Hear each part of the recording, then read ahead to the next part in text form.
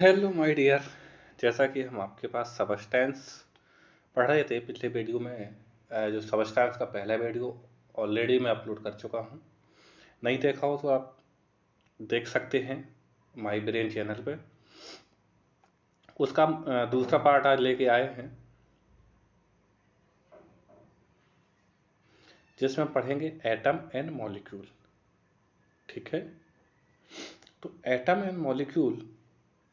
तो एटम क्या होता है? जैसे कोई भी हमारा एलिमेंट होता है तो जो उसकी सबसे छोटा यूनिट, ये जिसे कहते हैं हम इकाई, सूक्ष्मतम इकाई जो होती है उसे हम क्या बोलते हैं? एटम बोलते हैं। तो जनरली हम अगर समझने के पर्पज से देखें तो जो स्मॉलेस्ट जो है हमारा पार्टिकल,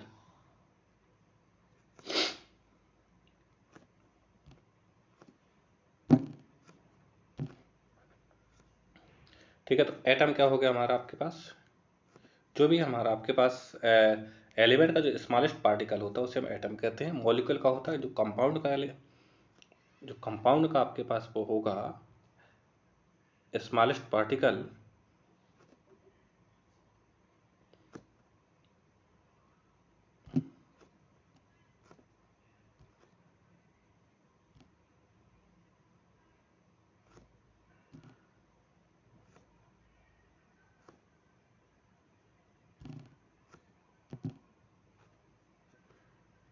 जो कंपाउंड का जो स्मॉलेस्ट पार्टिकल होगा वो मॉलिक्यूल कहलाता है माय डियर।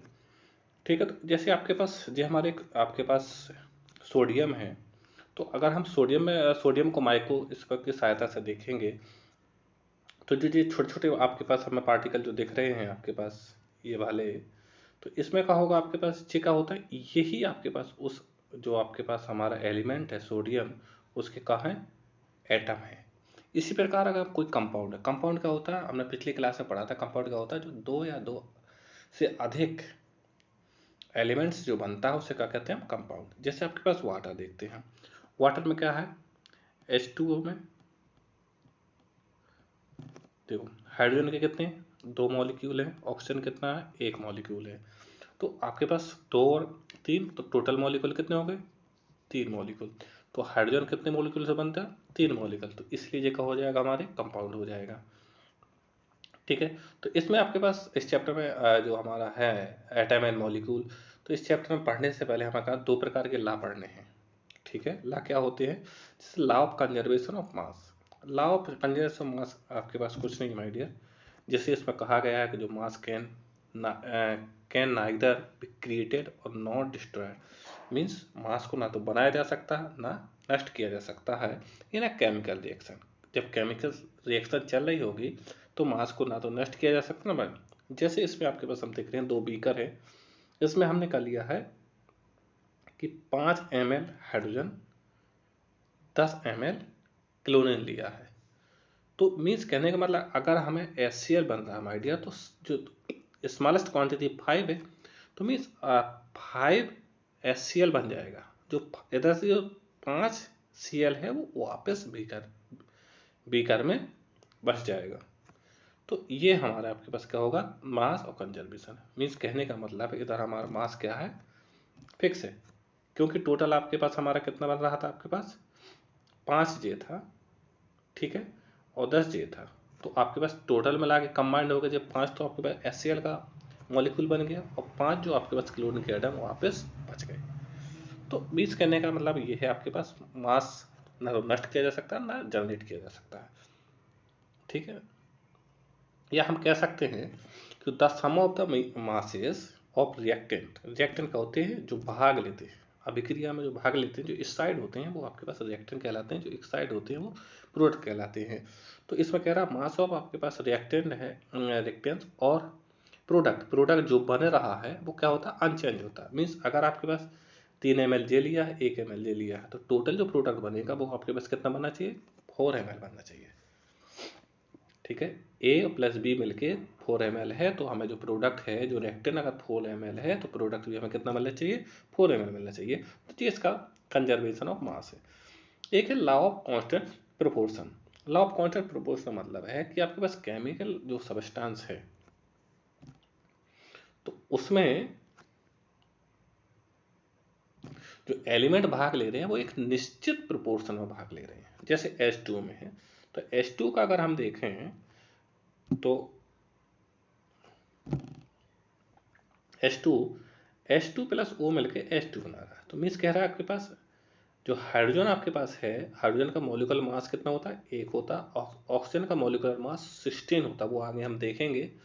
तो देखना, 2 मॉलिक्यूल हाइड्रोजन के भाग ले रहे हैं, तो 2 इंटू 1 तो 2 आ जाएगा, 16 इधर आ जाएगा, 16 H2 इधर आपके पास 2 इधर 9, सॉरी 16 प्लस 2 कितना हो जाएगा? 18 हो जाएगा।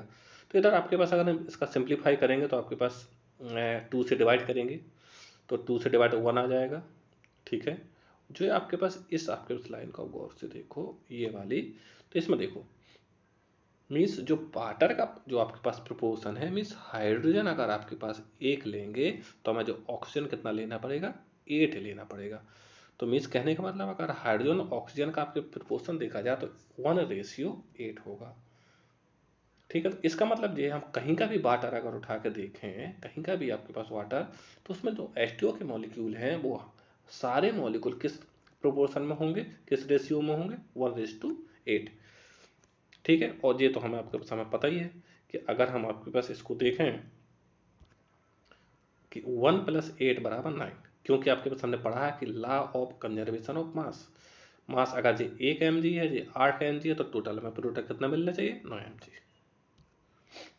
ठीक है, वही आप इसमें समझा गया। कहीं से भी वाटर टेबलेट उठाओ तो उसमें H और O का जो प्रोपोर्शन होगा वो हमेशा कितना होगा? 1:8 होगा।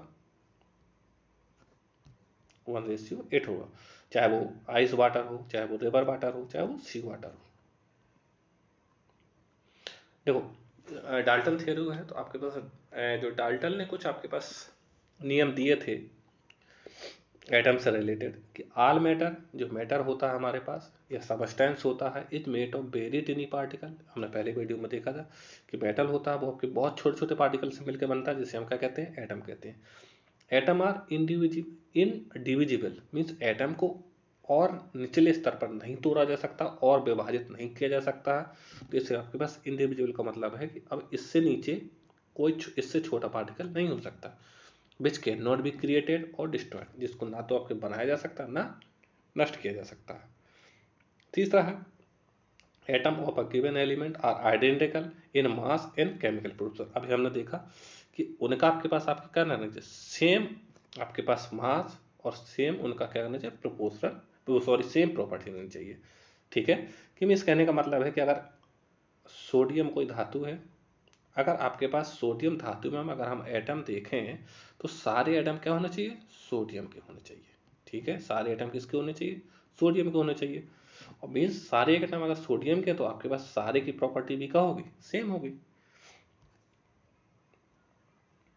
ठीक है, एटम ऑफ डिफरेंट एलिमेंट, अब जैसे एक सोडियम का है, एक क्लोरीन का है, एक आपका एलिमेंट हमारा सोडियम है और एक हमारा क्या है? क्लोरीन है। तो अगर हमारे पास एक हमारे सोडियम है और दूसरा हमारे पास क्लोरीन है, तो इसके जो एटम होंगे उनकी प्रॉपर्टी अलग होगी, इसके जो एटम होगी उसकी प्रॉपर्टी अलग होगी। वो डेफिनेटली बात है, क्योंकि वो आपके पास क्या है इसकी, ये तो हमके अलग अलग एलिमेंट है। तो अगर जब अलग अलग एलिमेंट है तो उनके जो स्मॉल पार्टिकल हैं जिसे हम एटम बोल रहे हैं वो भी क्या होगी? डिफरेंट डिफरेंट प्रॉपर्टी के होंगे। अब इसमें आप लास्ट आपके पास पॉइंट है atom combined in ratio of small whole number to form compound. Means कहते हैं आपके पास ये हैं, जैसे हमने वाटर में देखा था कि आपके जो आप कंबाइंड होते हैं वो होल नंबर में होते हैं। जैसे आपके पास H2 + O बन के हमारा क्या बन रहा था? H2 बन रहा था। तो इसमें देखो, इसमें आपके पास इसकी संख्या कितनी है? 2। इसकी संख्या कितनी है? 1। तो ये आपके पास आपके एक मॉलिक्यूल बन रहा है, एक हाइड्रोजन का मॉलिक्यूल बन रहा है। तो मीन्स कहने के बाद जो नंबर है ये आपके पास पॉइंट में नहीं होते, ये क्या होते? होल नंबर में होते। ठीक, वही चीज जो एटम हम अभी देख चुके हैं। It is the smallest unit of matter which may not have an independent exist. Means atom जो होता है वो इंडिपेंडेंट रह भी सकता है और नहीं भी रह सकता है, but it always takes part in a chemical reaction. लेकिन हमेशा जो आपके पास केमिकल रिएक्शन में जो एटम होते हैं, एटम ही केमिकल रिएक्शन में भाग लेते हैं। ठीक है, अब हम atomic radius is metre and nanometre, हमने जो फर्स्ट वीडियो में देखा कि जो एटम को है वो किस में, नैनोमीटर में मेजर किया जाता है। अब इसमें कुछ हमें किस चीज़ याद करनी है माय डियर, कैसे कि जब हमें कंपाउंड का मॉलिक्यूलर मास निकालना होता है ना, तो उससे पहले हमें किसका पता होना चाहिए, एलिमेंट का। जैसे हाइड्रोजन का जो मॉलिक्यूलर मास होता है, देखो एक होते हैं आपके पास, जो आपके पास जैसे मॉलिक्यूल एक क्रमांक होता है, ठीक है, एक हमारा का एटोमेटिक वेट होता है जिसे हम मॉलिक्यूलर मास बोलते हैं, एक हमारा परमाणु क्रमांक होता है। तो इधर जो परमाणु क्रमांक की हमें जरूरत नहीं है, हमें सिर्फ और सिर्फ एटोमेटिक वेट या आपके पास मॉलिक्यूलर मास की जरूरत है, तो उसी को हम याद करेंगे। हाइड्रोजन का कितना होता है, 1 होता है, हीलियम का 4 होता है, लिथियम का 7 होता है, और beryllium 9, boron 11, carbon 12, nitrogen 14, oxygen 16, fluorine 19। इस प्रकार से मैं आपको sodium 23, magnesium 24, aluminium 27, silicon 28, chlorine 30, 5.5। तो जी हमें क्या होना चाहिए, मॉलिक्यूलर मास हमें याद होना चाहिए, क्योंकि आपके पास जैसे इसकी क्या जरूरत है, जैसे आपके उसने कह दिया H2O का मॉलिक्यूलर मास कितना होगा, तो हमें पता है इसमें 2 हाइड्रोजन के मॉलिक्यूल है प्लस 1 ऑक्सीजन का मॉलिक्यूल है, तो हमें पता है 2 हाइड्रोजन का मॉलिक्यूलर वेट कितना होता है, 1 होता है, ऑक्सीजन का कितना होता है, 16 होता है, तो ये कितना आ जाएगा, 18। तो हमारा आपके पास 18, इसको आपके पास अगर यूनिट लिखते हैं तो यू लिखते हैं या फिर एबो AMU लिखते हैं, ठीक है। तो मीन्स कहने का मतलब है कि हमें अगर मॉलिक्यूलर वेट निकालना तो हम कैसे लिखते हैं, इस प्रकार निकालते हैं। तो हमें आपके पास जो आपके पास एलिमेंट के मॉलिक्यूलर वेट हो, शुरुआत के जो 20 एलिमेंट हो उसको हमें याद करना है ओनली, बस उसी की जरूरत हमें पड़ेगी, ठीक है। एटॉमिक मास तो इसने बताया AMU, एटॉमिक मास यूनिट, ये उसकी यूनिट है, चाहे यू से भी प्रदर्शित करते, यूनिफाइड मास से प्रदर्शित करती है, इसकी क्या है, एटॉमिक मास की स्टैंडर्ड यूनिट है। तो अगर हम इसको आपके पास केजी में कन्वर्ट करें माय डियर, तो ये हमारा आपके पास जो आता है, ये आपका पता है, ये 1 AM इक्वल टू 1.67 इंटू 10 की पावर -27 kg, ठीक है, 1 AM इक्वल टू। लेकिन इसकी हमें ज़रूरत नहीं है, लेकिन आपके पास डायरेक्ट अगर पूछ ले तो फॉर्मूला या वो वैल्यू याद रखनी नहीं, आपके पास यूज इसका कहीं नहीं होना है। हाँ, 2 मेन तथ्य हैं, एक आपके पास ये वाला जो आपके पास है CO12, और एक आपके पास हमारा आपके पास ये। तो इसमें क्या करना है आपके पास कि इसमें आपके पास हम देख रहे हैं आपके पास जो कार्बन 12 होता है वो क्या होता है, स्टैंडर्ड आपके पास रेफरेंस होता है कि हमें एटॉमिक मास, तो हमसे पूछा जाता है एटॉमिक मास निकालने के लिए डिफरेंट डिफरेंट एलिमेंट का, उसके लिए रेफरेंस एलिमेंट कौन सा यूज किया जाता है, तो हमें याद होना चाहिए वो कौन सा यूज होता है, वो होता है कार्बन 12। इसी प्रकार कैसा, तो ये कहता है 112, मतलब आप कार्बन का 1/12 होता है आपके पास हमारा 1 यूनिट मास। तो हमें याद रखना कार्बन 12 का 1/12। मॉलिक्यूल की बात करें तो मॉलिक्यूल का होता है, मैंने पहले भी बता चुका, एटम एलिमेंट का स्मॉलेस्ट पार्टिकल, मॉलिक्यूल कंपाउंड का स्मॉलेस्ट पार्टिकल, ठीक है, इसमें इतना याद रखना। अब इधर देखो, the number of atom constitute molecule in known as atomicity, ठीक है, कि जैसे हम बोलते हैं ना मोनो एटॉमिक है, डाई एटॉमिक है, ट्राई एटॉमिक है, तो मीन्स आपके पास उसमें जितने भी आपके पास एटम भाग ले रहे हैं उसी के हिसाब से हम बोलते हैं। जैसे आप देखते हैं, देखो हीलियम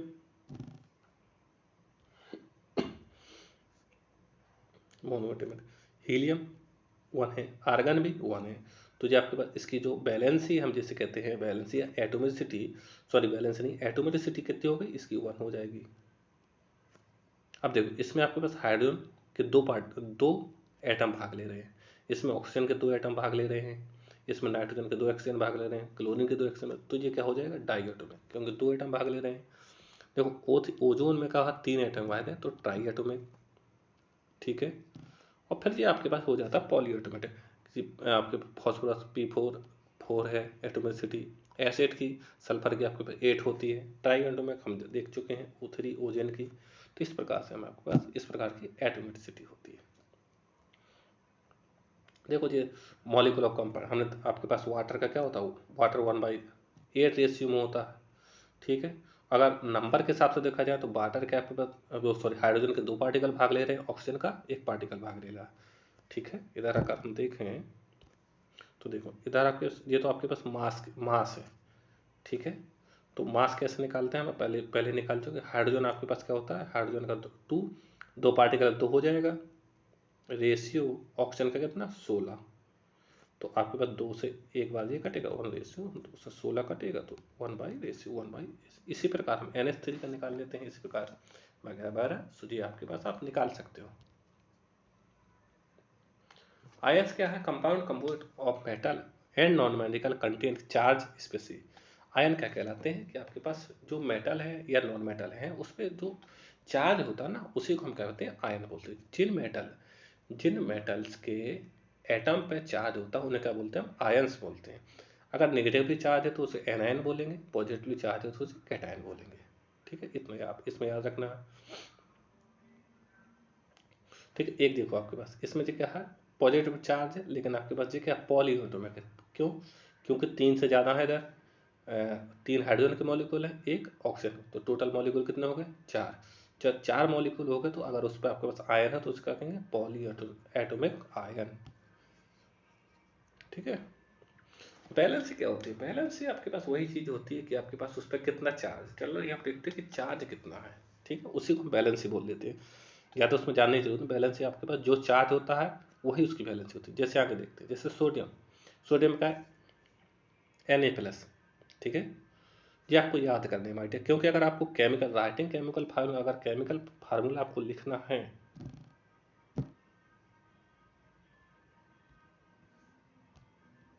अगर आपको केमिकल फार्मूला लिखना है माय डियर, तो हमें दिया आपके पास सारे फार्मूले याद होने चाहिए कि सोडियम पे Na+ होता है, मीन्स एक पॉजिटिव चार्ज होता है, हाइड्रोजन पे एक पॉजिटिव चार्ज और हाइड्राइड पे माइनस चार्ज होता है। इसी वक्त पोटेशियम पे एक चार्ज होता है, सिल्वर पे एक चार्ज होता है, Ag पे, कॉपर पे एक चार्ज। कॉपर पे 2 प्रकार के होते हैं, एक चार्ज भी वाला कॉपर होता है, एक 2 चार्ज वाला भी कॉपर होता है। एक जी रहा और एक आपके पास कॉपर जी 2 चार्ज वाला, ठीक है। तो इस प्रकार से जी हमारे पास जी आपके पास हमें सारे याद करने हैं जी, ठीक है। तो आपके कैसे इनका यूज होगा, जैसे हमें कैल्शियम कार्बोनेट, ठीक है। तो कैल्शियम कार्बोनेट, अब देखना, अब इसका हमें रासायनिक सूत्र लिखना, तो कैसे लिखेंगे, देखो कैल्शियम, देखो कहाँ है, कैल्शियम हमारा ये रहा, ठीक है। कैल्शियम हमारा ये रहा, ठीक है। और जरा एक मिनट, कैल्शियम हमारा ये रहा, ये रहा, और कार्बोनेट हमारा, कार्बोनेट ये रहा, ठीक है। तो अब हम इसमें आपके पास फार्मूला कैसे मिले, कैल्शियम, ठीक है, कैल्शियम का Ca2+, कार्बोनेट CO3 2-। अब देखना इसका कैसे फार्मूला लिखते हैं हम इसका, देखो सी, कैल्शियम को पहले आपके पास पॉजिटिव चार्ज वाला पहले लिखते हैं 2+, फिर आपके पास कार्बोनेट पे कितना था CO3 2-। तो डिफरेंस, जैसे इसका 2 इसके नीचे लिख देते हैं, 2 इसका 2 इसके नीचे, सॉरी इसका 2 इसके नीचे, पॉजिटिव नेगेटिव हटा देते हैं, हम सिर्फ 2 लिखते हैं, ठीक है। तो मीन्स कहने का मतलब है, तो इसे इसका 2 है तो इसको मल्टीप्लाई कैसे करते हैं, जैसे ये इसका 2 इधर लिखा और इसका 2 इधर लिखा, मीन्स इसका जो इस पे चार्ज होता है वो इधर लिखा जाता है, जो इस पे चार्ज होता है वो इधर लिखा जाता है। अब इधर हमें अब चार्ज का काम खत्म होता है, ठीक है। तो चार्ज का काम खत्म होता है तो इधर लिखते हैं Ca2CO3 2, ठीक है। तो हम देखते हैं अगर चार्ज कैंसिल हो रहा पावर तो इसको हम क्या कर देते हैं, 2 से 2 कैंसिल कर देते हैं, तो जो हमारा फाइनल बन के आता है, जो कैल्शियम कार्बोनेट का फार्मूला आएगा वो क्या आएगा, CaCO3, ठीक है, क्योंकि 2 से तो कैंसिल हो जाएगा। तो इस प्रकार से हम क्या करते हैं, केमिकल फार्मूला बनाते हैं। तो केमिकल फार्मूला बनाने के लिए जो हमारे ऊपर वाली टेबल है जी हमें आपके पास क्या होनी चाहिए, याद होनी जरूरी है। देखिए मॉलिक्यूलर मास हमने ऑलरेडी निकालना बताया था आपको,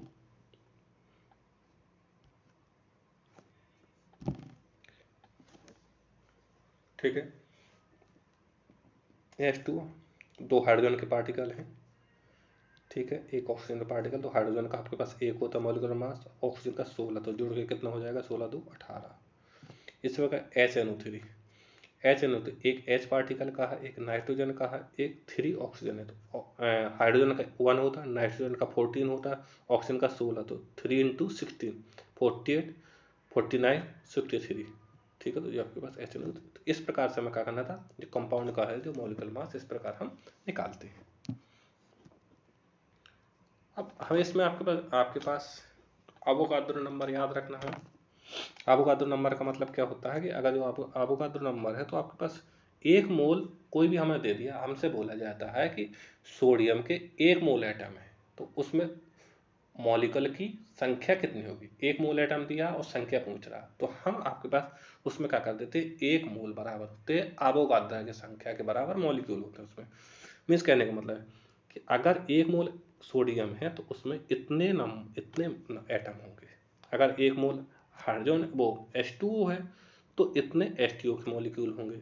ठीक है, तो संख्या कितनी होगी, ये संख्या होगी। इसी को क्या बोलते हैं, एवोगाड्रो नंबर 6.022 इंटू 10⁻23। आगे चलते हैं भाई। ठीक,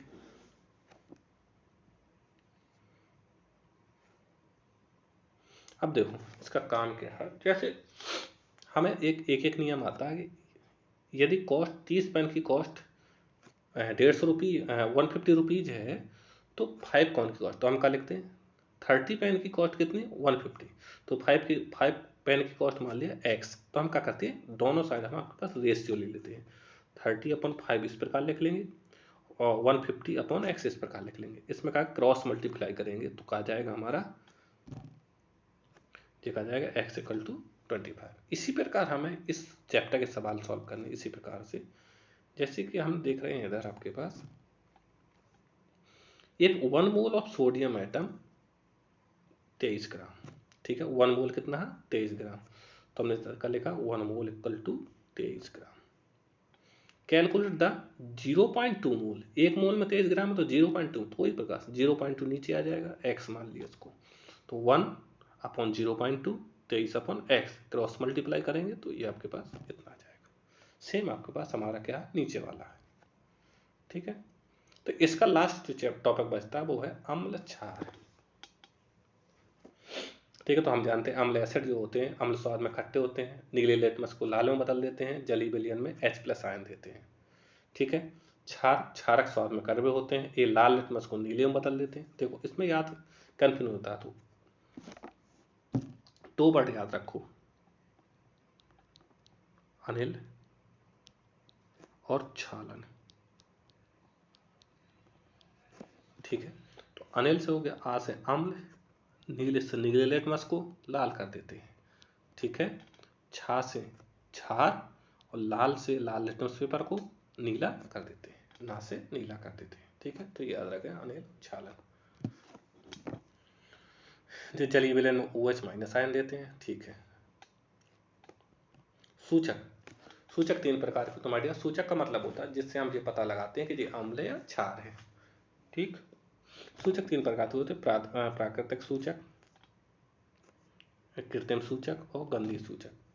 प्राकृतिक सूचक में एक लिटमस आता है, एक हल्दी आता है। लिटमस में हमने बताया अनिल, अम्ल नीले लिटमस पेपर को लाल कर देते हैं, क्षालन क्षार लाल लिटमस पेपर को नीला कर देते हैं। ठीक है, हल्दी, देखो हल्दी में कहा पीला लिखा है, तो आगे वाला वर्ड अम्ल के लिए होता है, जैसे हम लिखते हैं ना अम्ल, चैप्टर का नाम क्या होता है अम्ल क्षार।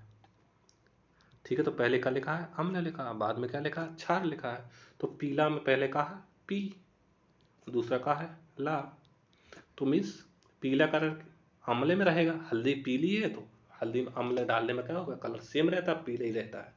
क्षार में क्या होता है लाल हो जाता है। ठीक है, तो ये समझ में आ गया हल्दी के नीचे पीला क्यों लिखा है। वो आपके पास पहला अक्षर आपके पास अम्ल के लिए है, दूसरा अक्षर क्षार के लिए है। इसी प्रकार फेनोप्थिलीन, फेनोप्थिलीन में याद रखना फन वाला नाग। ठीक है, फन वाला नाग। ठीक है, तो फन वाला से जमा तुम्हारा फेनोप्थिलीन, और फन नाग से समझ में क्या आ जाएगा माय डियर, मैंने बताया पहला वर्ड अम्ल के लिए और दूसरा वर्ड क्षार के लिए। तो ना का मतलब है नो चेंज। ठीक है, नो चेंज। अगर अम्ल में डालेंगे तो नो चेंज, कोई चेंज नहीं आता है फिनोल्फ्थलीन में। और क्षार डालेंगे तो गा से हो जाएगा गुलाबी, गा से क्या हो जाएगा, गुलाबी। ठीक है, तो फिनोल्फ्थलीन का मतलब समझ आया, फन वाला ना, फन वाले से फिनोल्फ्थलीन, नाक से ना मतलब कुछ नहीं, और गा से गुलाबी। मतलब पहला वर्ड अम्ल के लिए, तो मतलब अम्ल में कुछ नहीं होगा, क्षार में रंग गुलाबी हो जाएगा। मेथिल ऑरेंज में याद रखना मिलाप, क्या, मिलाप। तो मी से मेथिल ऑरेंज और लाप से, पहला वर्ड अम्ल के लिए, दूसरा वर्ड क्षार के लिए, तो ला से लाल हो जाएगा, पा से क्या हो जाएगा, पीला हो जाएगा। ठीक है, अम्ल पीला। ठीक है, तो मिला मेथिल ऑरेंज से क्या हो जाएगा, लाल पीला, अम्ल लाल हो जाएगा और क्षार पीला हो जाएगा। अब गंधी सूचक, गंध से देखो, जो गंधी सूचक होते हैं जो गंध देते हैं, तो हमें रखना क्षार, अगर हम कोई क्षारी विलयन गंधी सूचक पर डालते हैं ना, तो वो कोई इफेक्ट नहीं देता। क्षारी विलयन क्या होता है, कोई इफेक्ट नहीं देता है, तो ध्यान रखना क्षारी इफेक्ट कोई गंध प्रोड्यूस नहीं करता है, ये ध्यान रखना। क्षारी जो आपके पास होते हैं विलयन, वो कोई गंध प्रोड्यूस नहीं करते हैं। और अगर हम आपके पास अम्ल की बात करें, अम्ल में क्या होता है कि सिर्फ प्याज का रस है, जो प्याज की रस की जो गंध होती है उसको बढ़ा देता है, ठीक है, तीक्ष्ण कर देता है, तेज कर देता है। और आपके पास जैसे वेनिला में कोई फर्क नहीं पड़ता, लौंग के तेल में कोई फर्क नहीं पड़ता। हाँ, अब इसमें आपके पास आपको याद रखना कि क्या मिलने, किस किस की रिएक्शन होती है, तो क्या मिलता है हमें। जैसे अगर अम्ल अम्ल के साथ धातु रिएक्शन करता है तो हमें लवण और हाइड्रोजन मिलता है। अम्ल के साथ धातु रिएक्शन करता है तो हमें क्या मिलता है, लवण और हाइड्रोजन मिलता है। और हमें कैसे पता चलता है कि हाइड्रोजन गैस निकल रही है, तो देखो हाइड्रोजन गैस के पास अगर जलती हुई मोमबत्ती ले जाएंगे तो पॉप अप की ध्वनि आती है, पट पट की आवाज़ आती है, ठीक है, तो उससे हमें पता चलता है इधर क्या निकल रही है, हाइड्रोजन गैस निकल रही है। तो हमें इसमें यह रखना है, हाइड्रोजन गैस में कौन सी ध्वनि निकलती है, पॉप अप की ध्वनि निकलती है। दूसरा बात, अम्ल को धातु के साथ कांटेक्ट में लाते हैं तो वो क्या बनाते हैं, लवण प्लस हाइड्रोजन गैस। ठीक है, अम्ल धातु लवण प्लस हाइड्रोजन। अब देखो